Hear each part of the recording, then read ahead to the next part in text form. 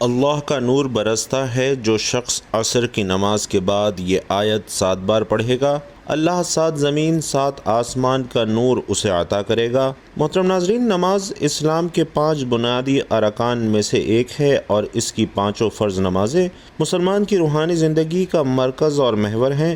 ان میں ہر نماز کی اپنی ایک خاص اہمیت اور مقام ہے، لیکن عصر کی نماز کو اللہ تعالیٰ نے خاص طور پر اہمیت دی ہے۔ یہ نماز دن کے اس وقت پڑھی جاتی ہے جب انسان اپنی مصروفیات کے عروج پر ہوتا ہے، اور اسی وجہ سے اس نماز کی ادائیگی مومن کی سچی بندگی کی علامت سمجھی جاتی ہے۔ اللہ تعالیٰ نے قرآن مجید میں متعدد مقامات پر نمازوں کا ذکر فرمایا ہے، لیکن عصر کی نماز کو خصوصی اہمیت کے ساتھ بیان کیا ہے۔ سورۃ البقرہ کی آیت نمبر 238 میں ارشاد ہوتا ہے، تمام نمازوں کی حفاظت کرو اور درمیانی نماز کی بھی، اور اللہ کے حضور ادب سے کھڑے ہو جاؤ۔ ناظرین، علماء کرام کی اکثریت کے نزدیک الصلاۃ الوسطیٰ سے مراد عصر کی نماز ہے، اور اس سے معلوم ہوتا ہے کہ اللہ تعالیٰ نے خاص طور پر عصر کی نماز کی تاکید فرمائی ہے۔ تو ناظرین محترم، ہمارا آج کا وظیفہ بھی عصر کی نماز کے بعد ایک بہت ہی پیاری آیت پڑھنے کا وظیفہ ہے کہ جسے اگر صرف 7 مرتبہ پڑھ لیا جائے تو 7 زمین اور 7 آسمانوں کا نور اللہ تعالیٰ عطا کرتا ہے، اس پر نور کی بارش برستی ہے۔ اللہ تعالیٰ اس بندے کی تمام مشکلات، تمام پریشانیوں کو دور کر دیتا ہے۔ اس کی زندگی میں جتنی بھی الجھنیں ہوتی ہیں سب ختم ہو جاتی ہیں، کیونکہ یہ ایسا وقت ہوتا ہے جس میں انسان مصروفیات کے عروج پر ہوتا ہے۔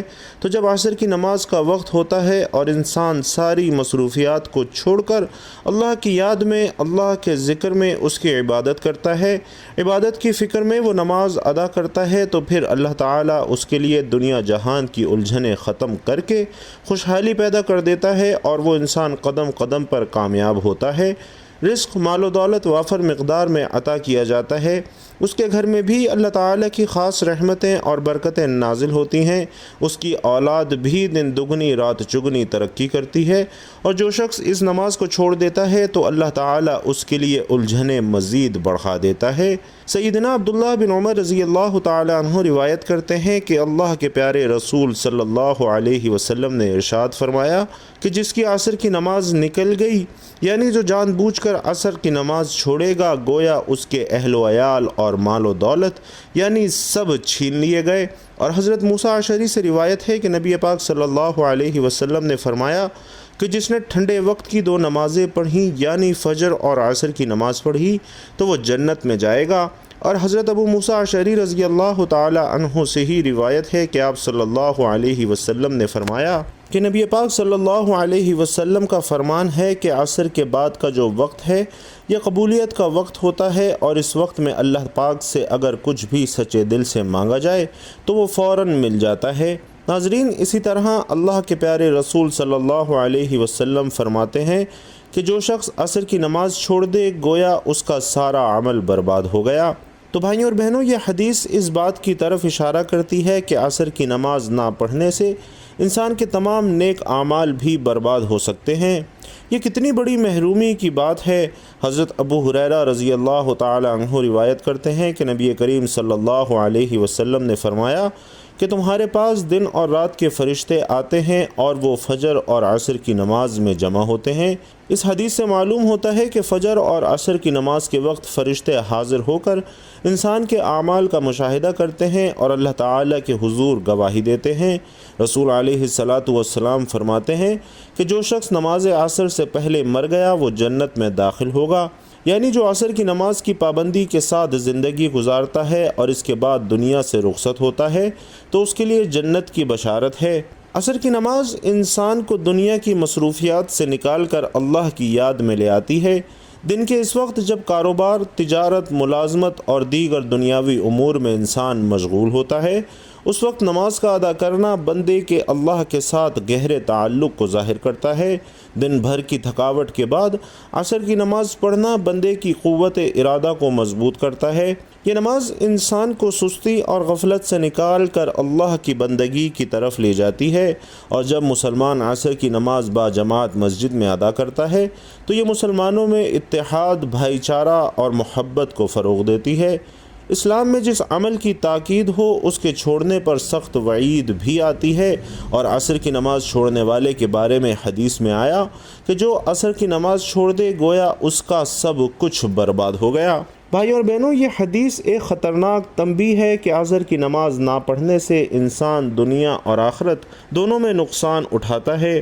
آج کے دور میں جب دنیاوی مصروفیات، کاروباری دباؤ اور سوشل میڈیا انسان کو غفلت میں مبتلا کر چکے ہیں، ایسے میں عصر کی نماز ایک نعمت سے کم نہیں ہے۔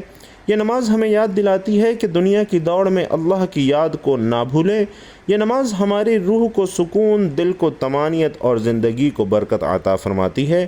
تو ناظرین محترم، اگر آپ چاہتے ہیں کہ آپ کے گھر میں اللہ کی رحمتیں اور برکتیں برسیں، آپ کے گھر میں اللہ کا نور برسے، آپ کے گھر میں رحمت کے فرشتے آئیں، تو آپ یہ آیت لازمی پڑھیں۔ حضرت عبداللہ بن عباس رضی اللہ تعالی عنہ سے روایت ہے کہ حضور نبی کریم صلی اللہ علیہ وسلم نے فرمایا کہ تم میں سے جو شخص پوری رات عبادت کرنے کی مشقت سے عاجز ہے، دولت خرچ کرنے میں بخیل ہے اور دشمن کے ساتھ جہاد کرنے میں بزدل ہے، تو اسے زیادہ سے زیادہ اللہ کا ذکر کرنا چاہیے۔ اسی طرح حضرت ابو درداء رضی اللہ تعالی عنہ سے روایت ہے کہ حضور نبی کریم صلی اللہ علیہ وسلم نے فرمایا، کیا میں تمہیں تمہارے اعمال میں سب سے اچھا عمل نہ بتاؤں جو تمہارے اللہ کے یہاں بہتر اور پاکیزہ ہے، تمہارے درجات میں سب سے بلند ہے، تمہارے سونے اور چاندی کے خیرات کرنے سے بھی زیادہ افضل ہے، اور تمہارے دشمن کا سامنا کرنے یعنی جہاد سے بھی بہتر ہو؟ تو صحابہ کرام رضوان اللہ تعالی علیہم اجمعین نے فرمایا کہ کیوں نہیں یا رسول اللہ، ایسا قیمتی عمل آپ ضرور بتلائیے۔ تو آپ صلی اللہ علیہ وسلم نے فرمایا کہ وہ عمل اللہ کا ذکر کرنا ہے۔ بھائیوں اور بہنوں، ذکر سے مراد اللہ تعالیٰ کو یاد کرنا ہے، اور یہ عبادات دین اسلام میں سے ایک عبادت ہے۔ ذکر معمولاً اسماء الہی کی تکرار، آیات قرآنی یا کتب و حدیث میں مذکور دعاؤں کے بآواز بلند یا آہستہ پڑھنے کو کہا جاتا ہے۔ معمولاً ذکر انفرادی طور پر کی جانے والی عبادت ہے اور قرآن مجید میں آتا ہے، اے ایمان والو، اللہ کا ذکر بہت زیادہ کیا کرو اور صبح و شام اس کی تسبیح کیا کرو۔ اس کے علاوہ بھی بہت سی آیات میں ذکر کا حکم آیا ہے۔ حضرت ابو ہریرہ رضی اللہ تعالی عنہ سے مروی ہے کہ رسول علیہ الصلاۃ والسلام نے فرمایا کہ حق تعالیٰ کا فرمان ہے کہ میں بندے کے ساتھ وہی معاملہ کرتا ہوں جیسا وہ میرے ساتھ گمان کرتا ہے، اور جب وہ مجھے یاد کرتا ہے تو میں اس کے ساتھ ہوتا ہوں۔ بس اگر وہ مجھے اپنے دل میں یاد کرتا ہے تو میں بھی اسے اپنے دل میں یاد کرتا ہوں۔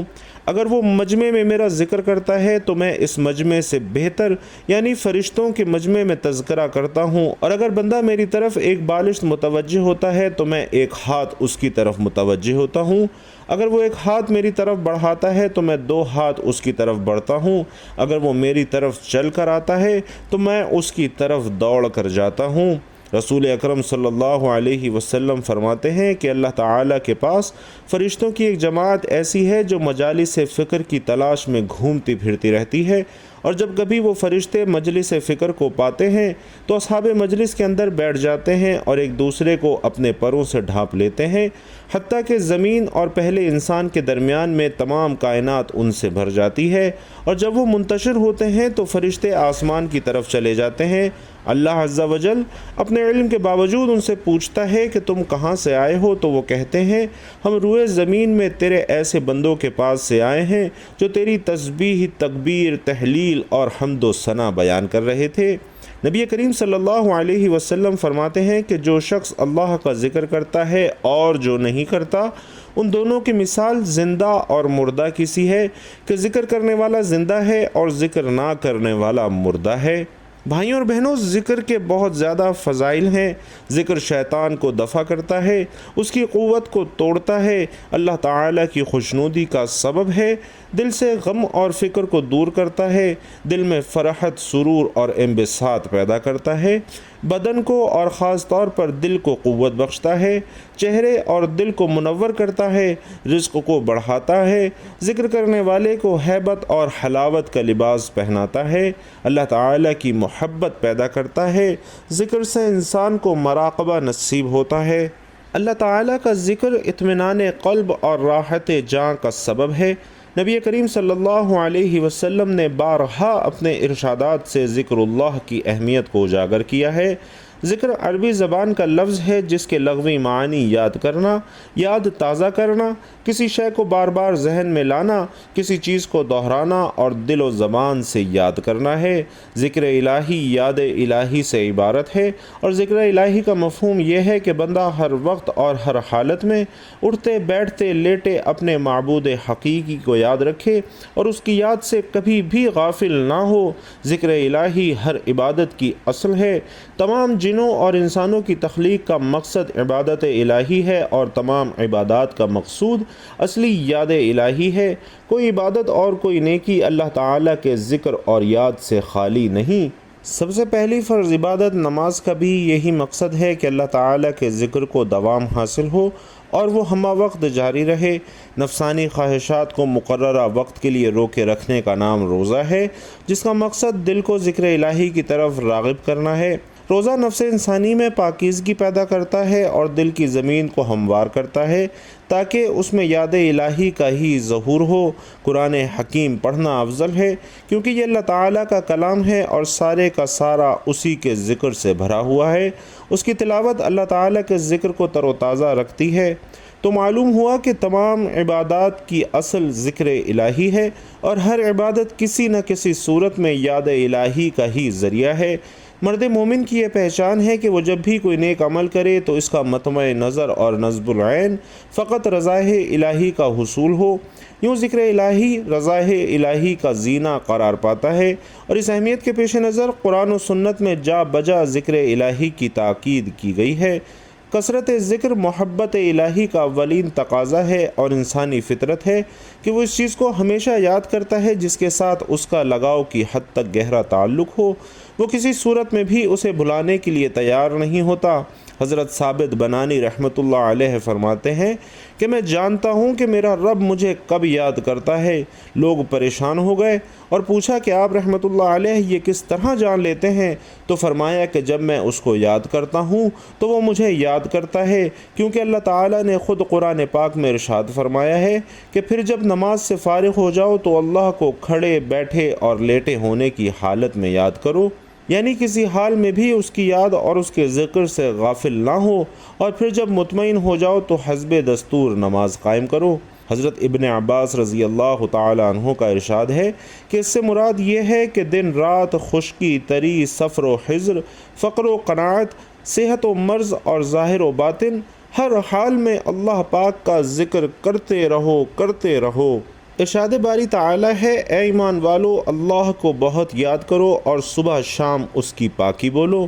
تو کیا وہ جس کا سینہ اللہ نے اسلام کے لیے کھول دیا ہو تو وہ اپنے رب کی طرف سے نور پر ہیں، اس جیسا ہو جائے گا؟ جو سنگ دل ہے تو خرابی ہے ان کی جن کے دل یاد خدا کی طرف سے سخت ہو گئے ہیں، اور جو اپنے رب کی یاد سے منہ پھیرے وہ اسے چڑھتے عذاب میں ڈالے گا، اور جس نے میری یاد سے منہ پھیرا تو بے شک اس کے لیے تنگ زندگانی ہے، اور ہم اسے قیامت کے دن اندھا اٹھائیں گے۔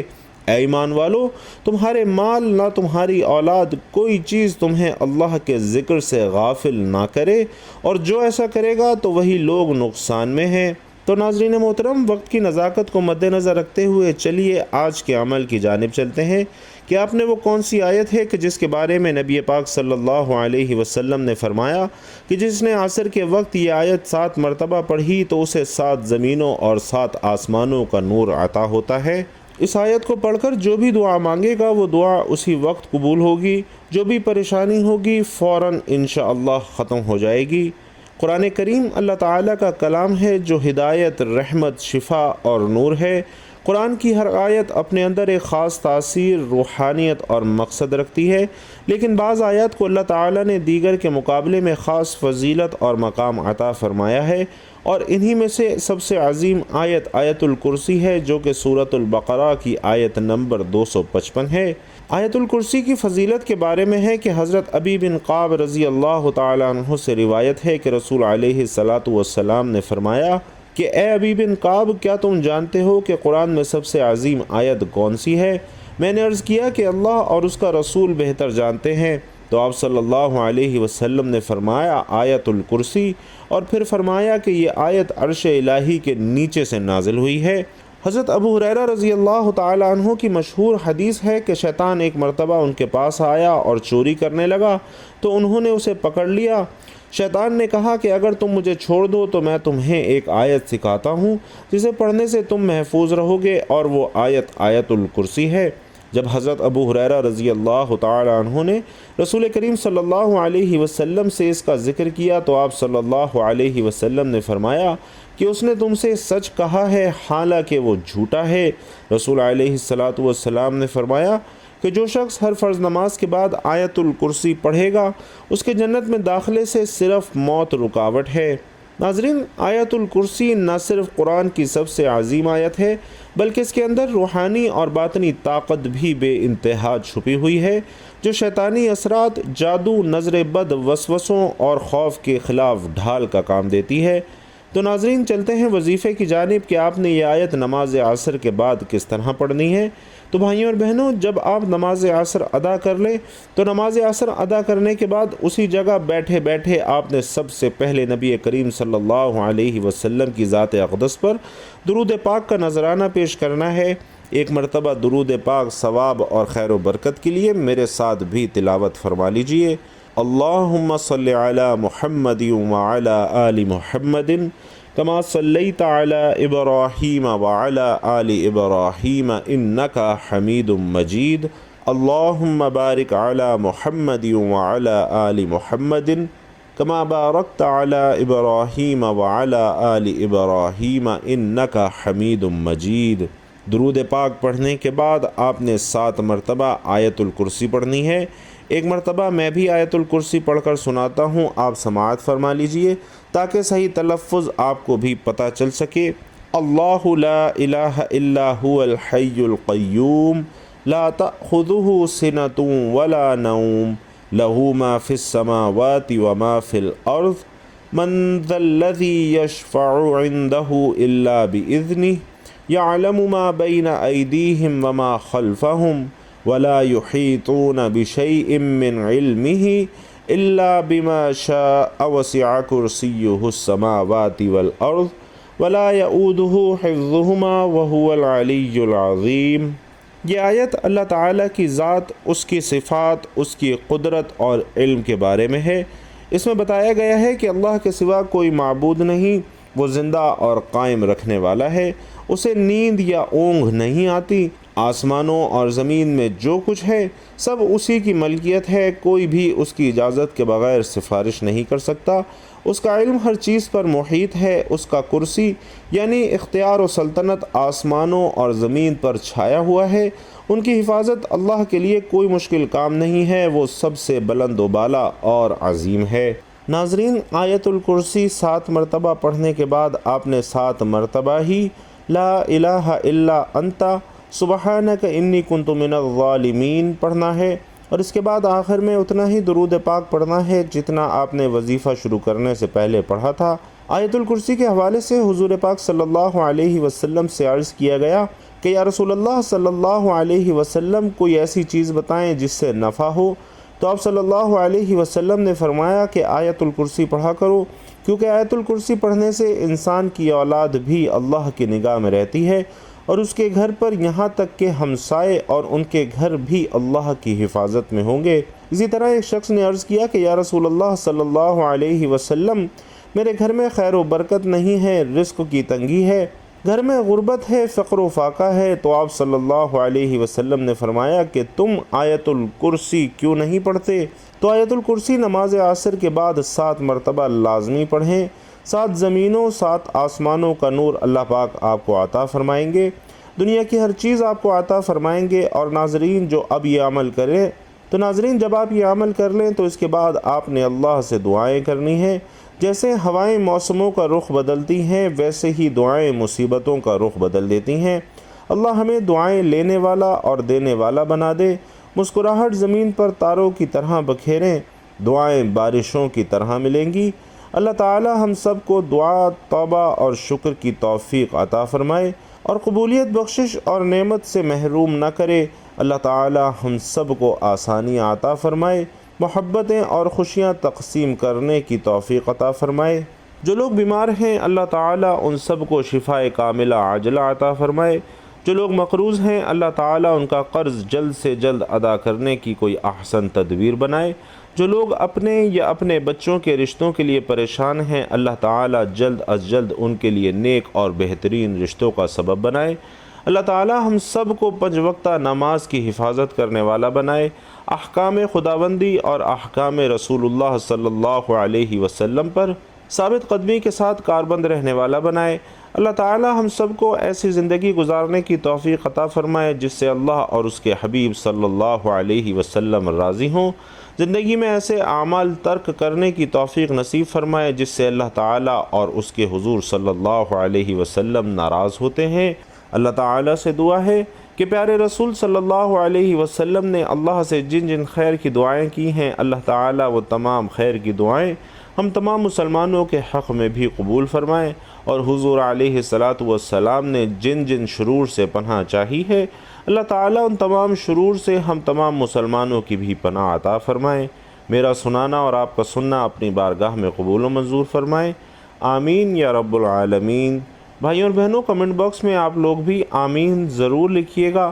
کیا پتہ کسی ایک کی آمین اللہ کو اتنی پسند آ جائے کہ ہم سب کی دعائیں قبول ہو جائیں، اس لیے آپ سب نے آمین ضرور لکھنا ہے۔ اللہ تعالیٰ آپ سب کا حامی و ناصر ہو، آمین یا رب العالمین۔